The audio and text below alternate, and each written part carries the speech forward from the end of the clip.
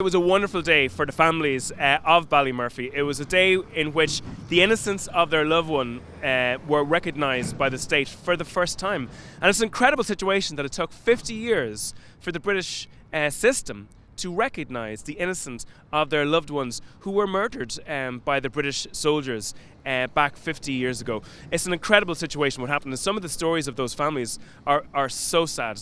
A woman by the name of Joan Connolly, a woman who had a very big family, who was searching for her daughter that day, came in under fire. She hid behind the gable of a house. She saw that another young person, 20-year-old, was shot. She went to the assistance of that 20-year-old, thinking that the British Army would not shoot a woman.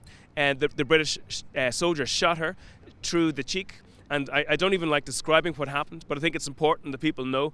They removed half her face with that gunshot. She lay on the ground for another 6 hours, bleeding to death. Nobody was able to get to her. And the British Army made sure nobody got to her with regards to their snipers on that day.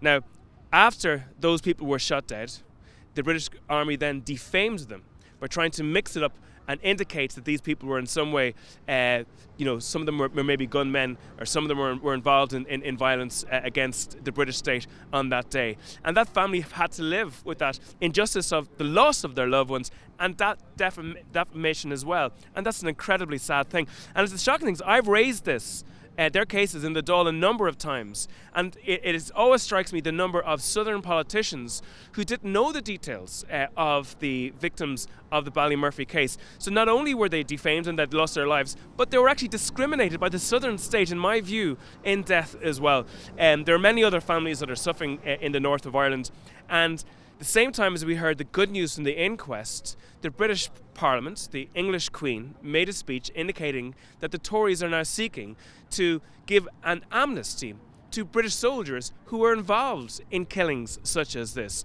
So just as we get good news with regards the innocence declared with regards to these families, the British are looking to take it and stop justice being achieved in the future. The Ballymurphy family have found the truth. Now they need to find justice, and the Tory government needs to ensure that people can pursue justice through the courts if needs be.